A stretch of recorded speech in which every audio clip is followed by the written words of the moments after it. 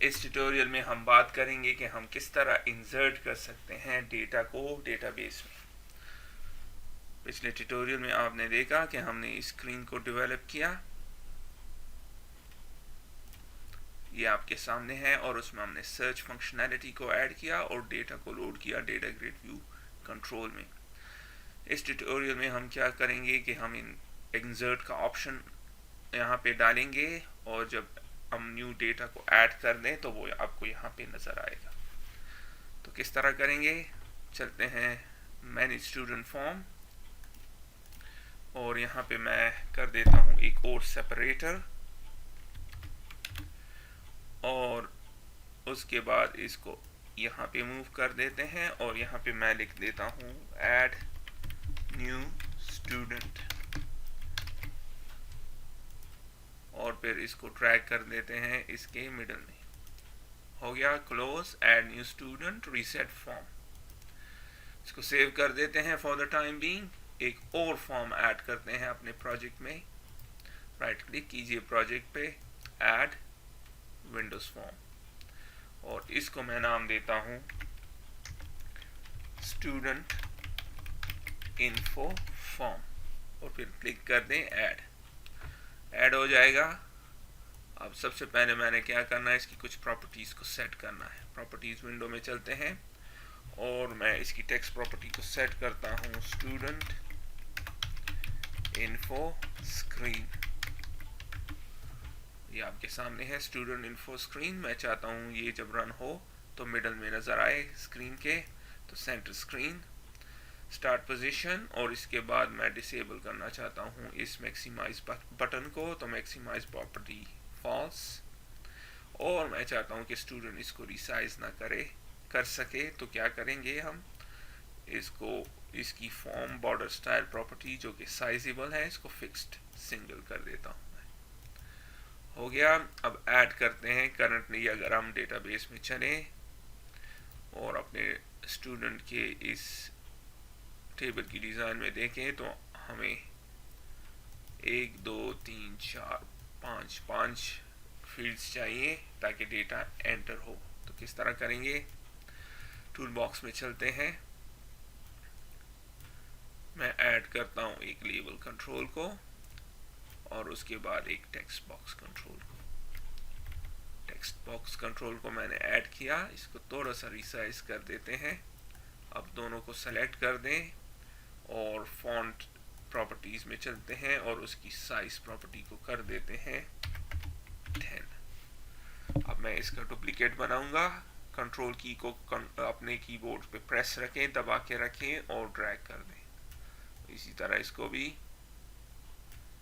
और एक और आखिर में एक और। 5 दफा हमने करना है, 5 फील्ड्स हमें चाहिए।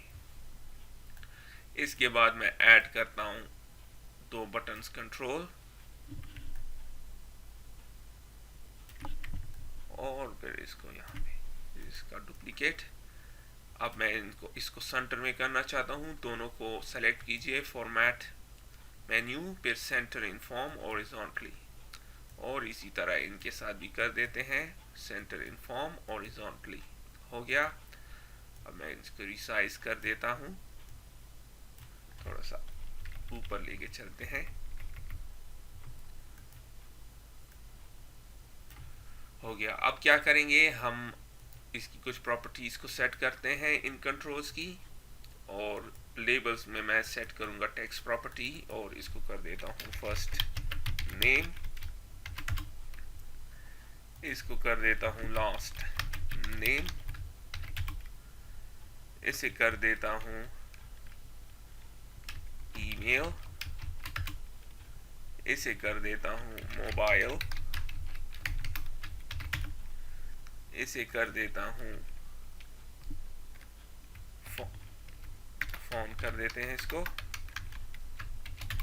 अब मैं सेट करूंगा प्रॉपर्टीज इन टेक्स्ट बॉक्स कंट्रोल की, और जो प्रॉपर्टी मैं एक्चुअली सेट करना चाहता हूँ वो है नेम। तो इसको कर देते हैं first name text box, last name text box,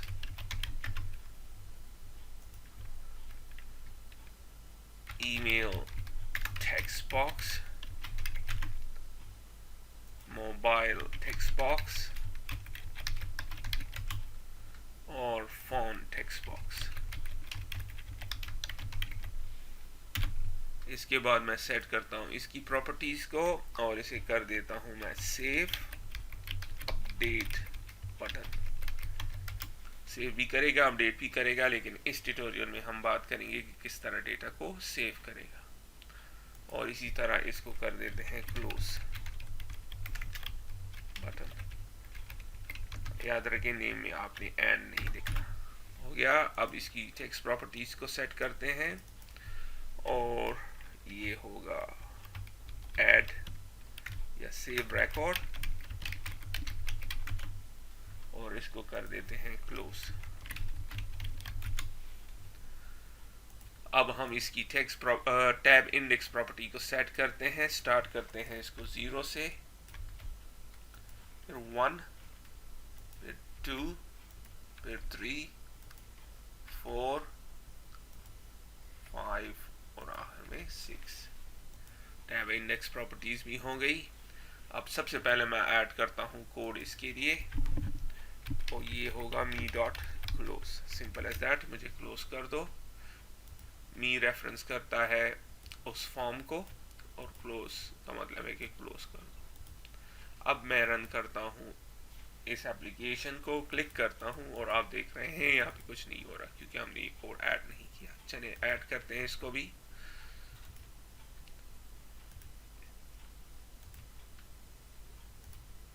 double click कीजिए यहाँ पे, क्लिक इवेंट जनरेट हो जाएगा और हमने क्या करना है कि स्टूडेंट इन्फो फॉर्म को, इस फॉर्म को शो करो। तो दो तरीकों से कर सकते हैं। Student info form dot show पहला तरीका है। जब रन करते हैं और इस पे क्लिक करते हैं तो आप देख रहे हैं आपके सामने है, लेकिन अगर मैं यहाँ पे क्लिक कर दूं तो ये इसको शो करता देता है और दूसरे को यहाँ से हटा देता है और फिर हम यहाँ से चल सकते हैं, इसको देख सकते हैं। बेहतर तरीका इस किस्म के सॉफ्टवेयर में ये है कि जब ये फॉर्म लोड हो, जब तक ये क्लोज ना हो जाए हम यहाँ पे ना जा सकें। तो उसके लिए हमने क्या करना है, इसको शो डायलॉग कर देना है। डॉट शो डायलॉग ये दूसरा तरीका है। और अब जब मैं क्लिक करूंगा तो उसी तरह आपके सामने है, लेकिन आप किसी और फॉर्म में नहीं जा सकते इस जब तक आपने इसको क्लोज ना किया। और अगर आप जाना चाहें तो सिर्फ क्लोज कर दें, कुछ और आपने करना है तो कर लें।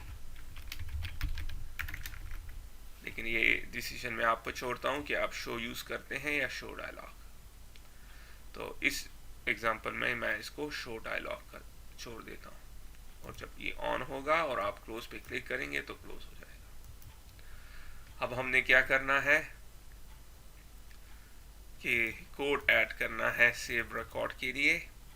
तो पहले जो चीज़ हमें ज़रूरत है वो है कनेक्शन स्ट्रिंग। सो कॉन स्ट्रिंग एज स्ट्रिंग और कनेक्शन स्ट्रिंग हम ले सकते हैं अपने app.config फाइल से, कॉन्फ़िगरेशन मैनेजर। और आप देख रहे हैं IntelliSense हमें नहीं शो कर रहा, हेल्प नहीं कर रहा इसको, तो इंपोर्ट करते हैं system.configuration। अब ग्रीन हो गया है डॉट कनेक्शन स्ट्रिंग्स और उसमें कौन सा कनेक्शन स्ट्रिंग हमें चाहिए, dbx डॉट कनेक्शन स्ट्रिंग। उसके बाद हमें SQL कनेक्शन ऑब्जेक्ट चाहिए, तो using con as new SQL connection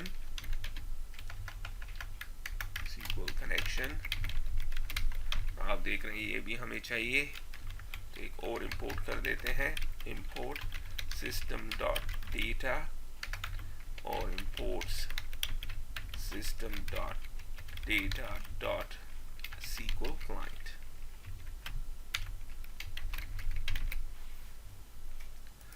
green हो गया। अब कनेक्शन स्ट्रिंग को यहाँ पे हम दे देते हैं, हो गया।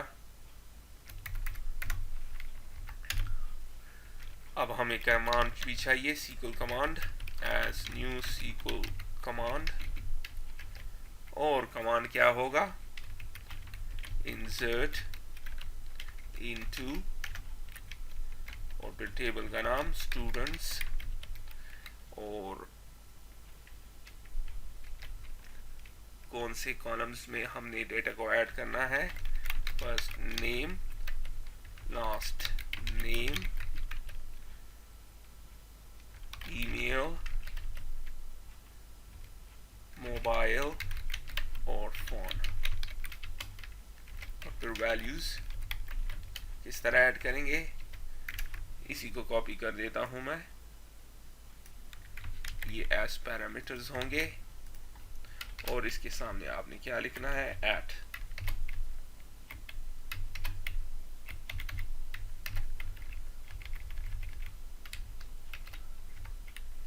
तो हो गया,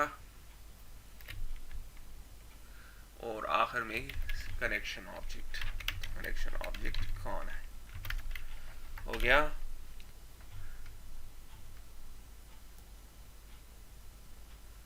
अब हमने क्या करना है कि कनेक्शन को ओपन करना है, open the connection, so con dot open, और फिर पैरामीटर्स को सप्लाई करना है, पैरामीटर्स कौन से है, ये वाले, सारे पैरामीटर्स को हमने अब सप्लाई करना है।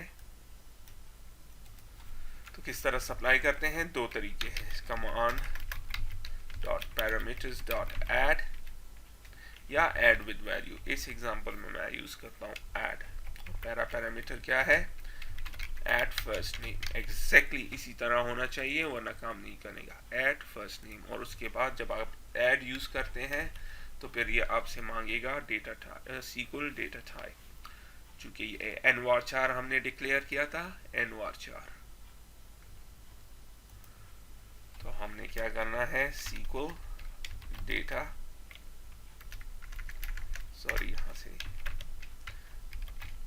SQL db type dot nvar4, और उसकी कैरेक्टर की तादाद 50, आप देख रहे हैं 50, अगर कुछ और हो तो फिर वो नंबर, और फिर आखिर में डॉट वैल्यू, और फिर वैल्यू कहाँ से आ रही है, फर्स्ट नेम टेक्स्ट बॉक्स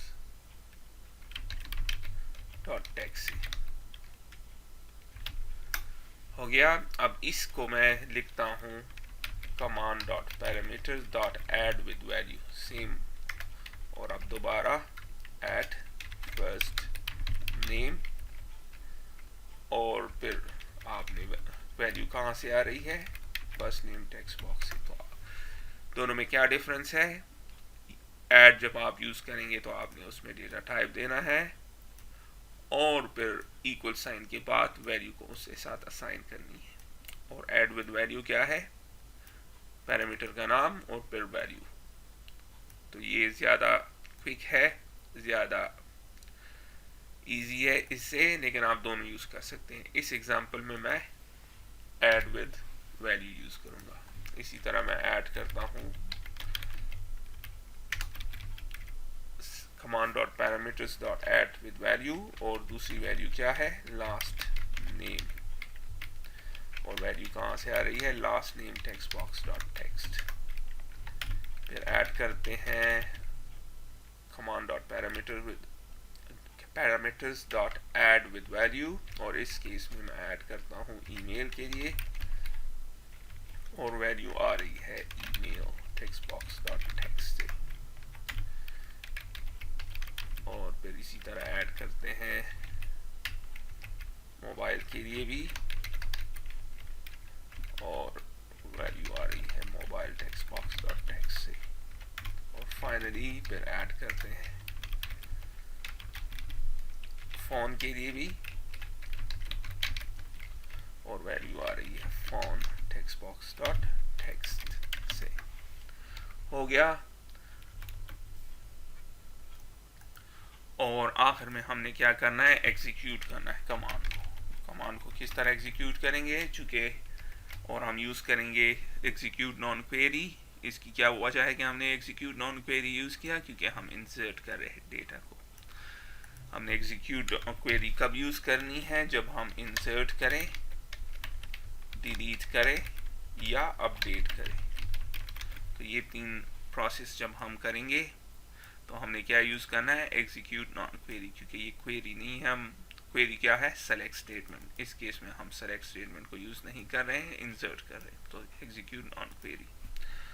और जब ये हो जाएगा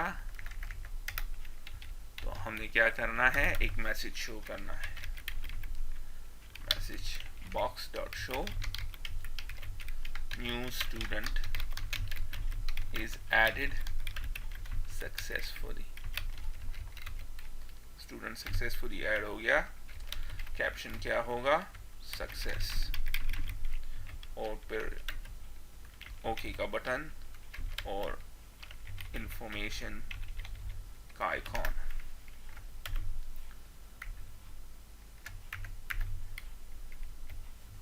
जब भी आप इस तरह का कोड ऐड करें तो हमेशा एक काम यहाँ पे ज़रूर कीजिए, यहाँ पे हमेशा ट्राई और कैच ज़रूर किया करें, कि ट्राई करो इसको कोड को एग्जीक्यूट करने की।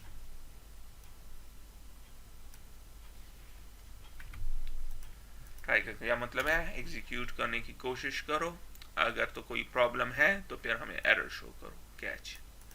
तो एरर क्या करेंगे, आप देख रहे हैं बाय डिफॉल्ट ये हमारे लिए कैच EX एज एक्सेप्शन कर देता है।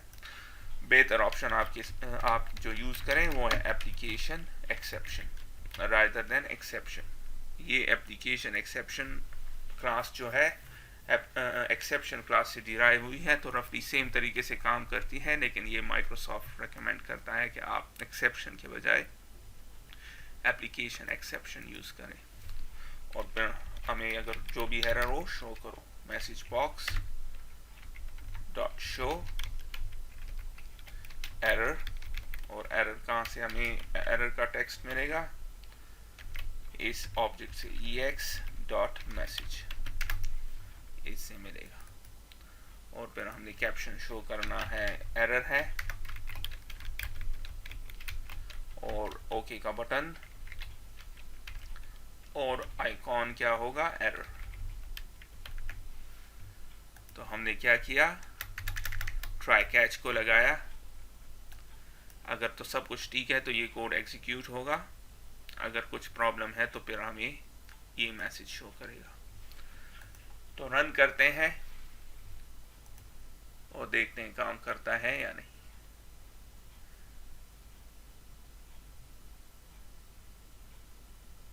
और ऐड न्यू स्टूडेंट, और मैं नाम देता हूँ, क्या नाम दिया जाए इसको, Amanda.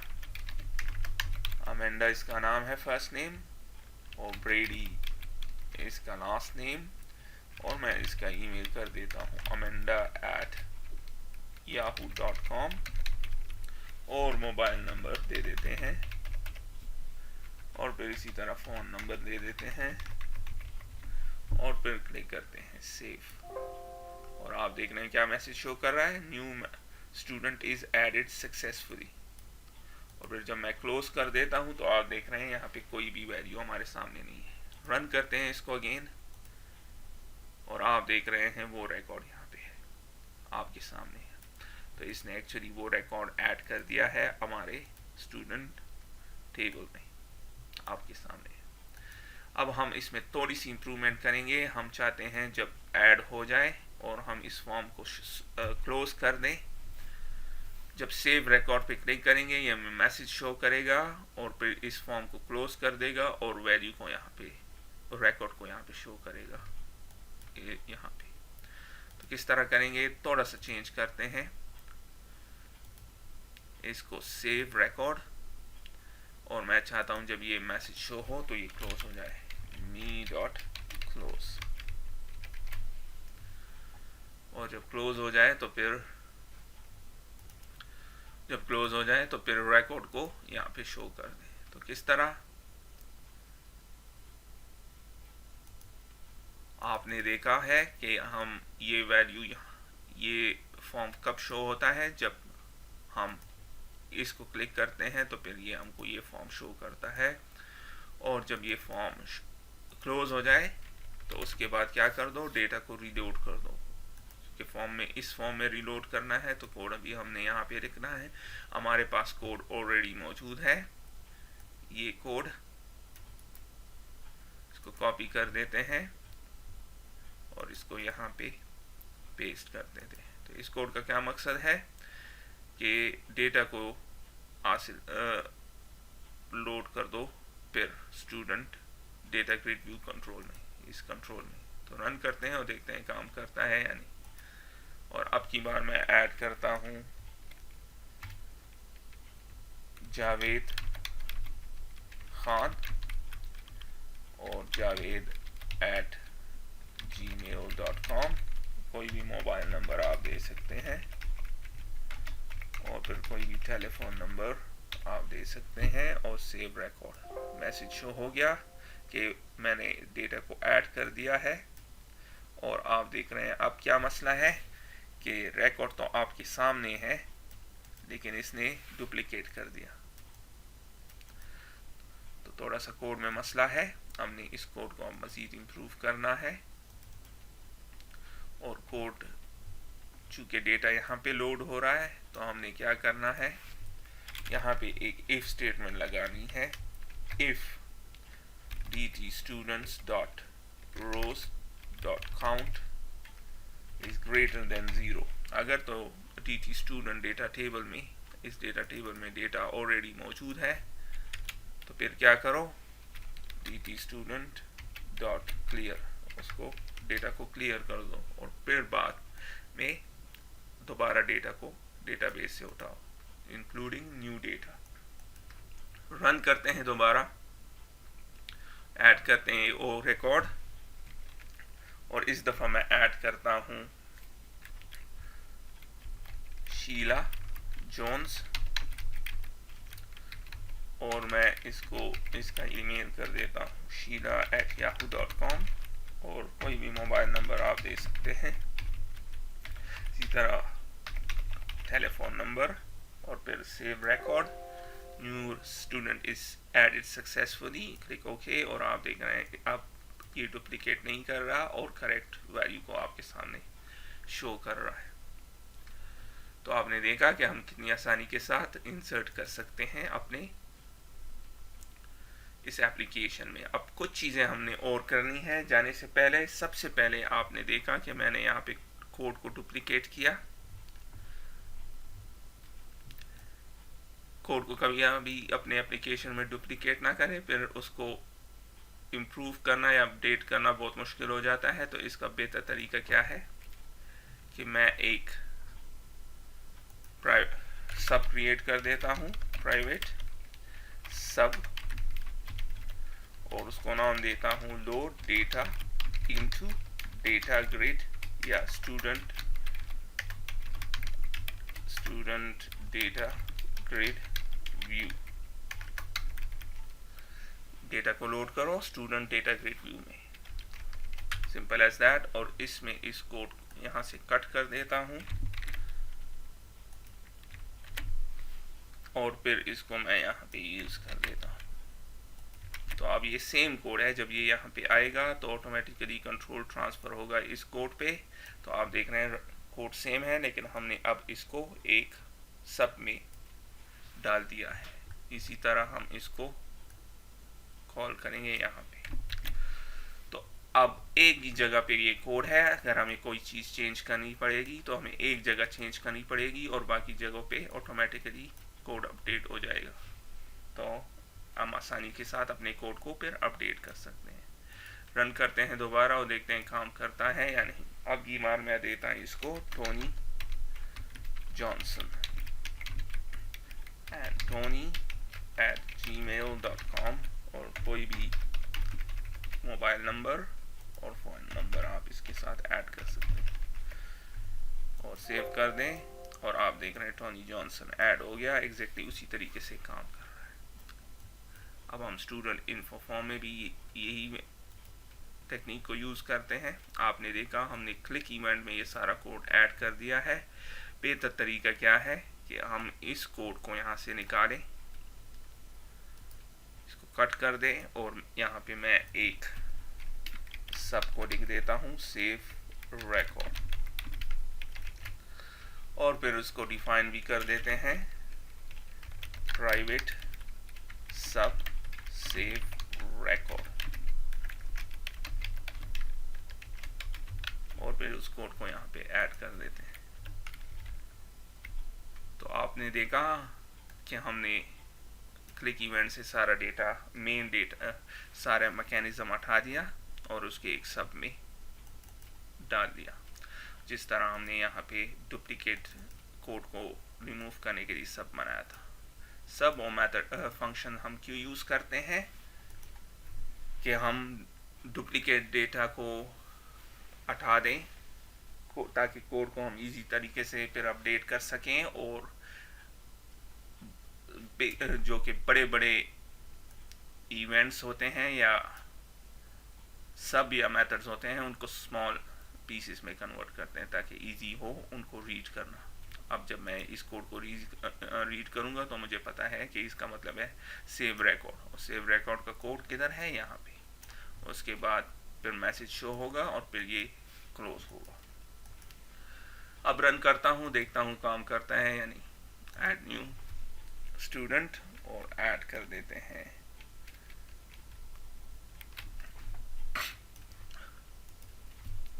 Martin Jones, Martin at yahoo.com,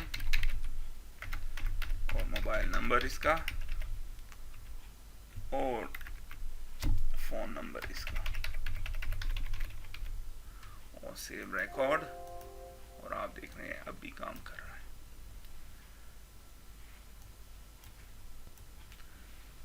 तो इस ट्यूटोरियल में आपने देखा कि हम किस तरह ऐड कर सकते हैं डेटा को अपने डेटाबेस में, और हमने यूज़ किया इंसर्ट स्टेटमेंट को, और फिर हमने पैरामीटर्स भी यूज़ किए आपके सामने। इसके अलावा मैंने बात की ऐड और ऐड वैल्यू।